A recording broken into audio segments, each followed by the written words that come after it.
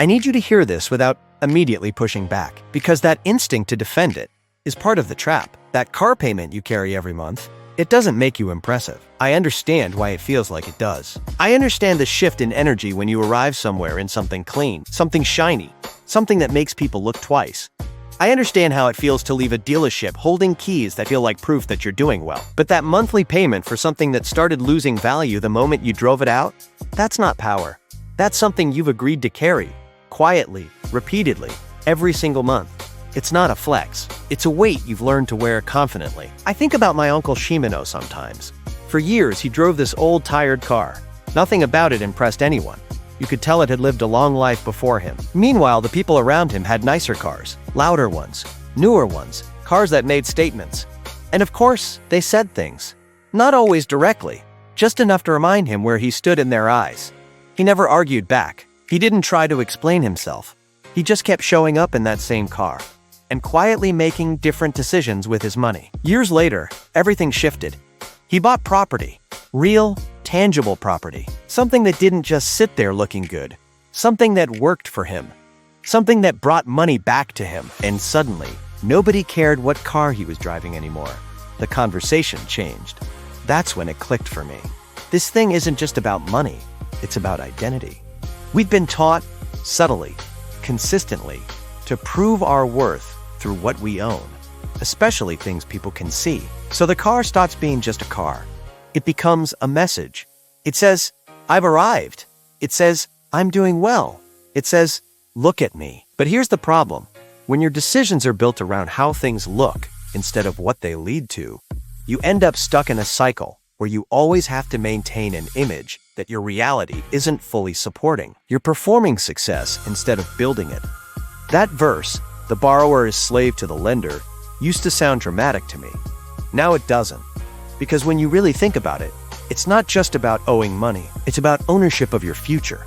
Every month, before you even decide what you want to do with your money, a part of it is already gone, already spoken for, already committed to something that doesn't grow, doesn't give back, doesn't care about your goals. You are working, but not entirely for yourself. And the thing you're paying for, it's sitting outside, quietly losing value. If you strip it down, the numbers aren't even complicated.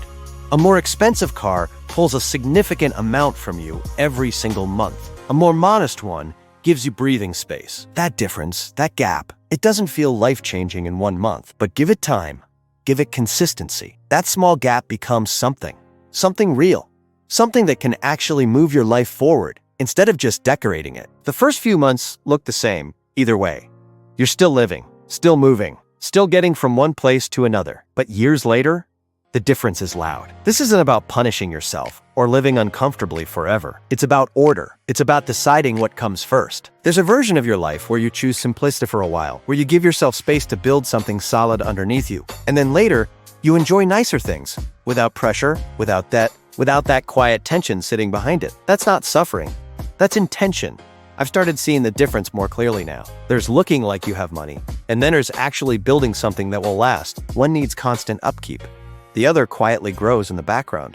One fades, the other stays. So before you make your next big purchase, pause, not dramatically, not emotionally, just honestly. Ask yourself, is this helping me build what I say I want? Or is it just helping me look like I already have it? And if the answer is uncomfortable, don't run from it.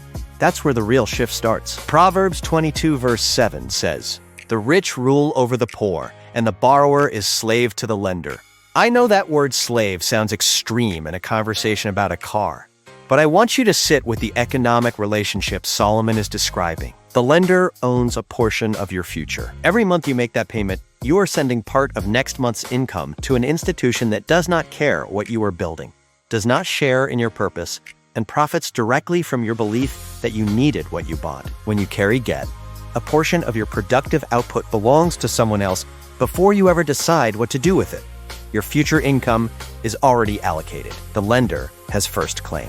You are working partly for yourself and partly for them, and the car is sitting in your driveway, declining in value while that arrangement holds. Jim Rohn taught, the success is not to be pursued. It is to be attracted by the person you become. The person who drives a modest vehicle while building a real estate portfolio is becoming someone. The person who finances a luxury vehicle to signal they have arrived is signaling something that the balance sheet does not support. My uncle drives a better car now, but there's something different about it. There's no pressure behind it, no proving, no noise. It's just his, because he built the kind of life where it could be. And that's the part people don't see at first, that looking wealthy and becoming wealthy are not the same thing. One is loud, the other is patient. Only one of them lasts. If this message hit different, if something in your spirit just shifted, don't let it stop there.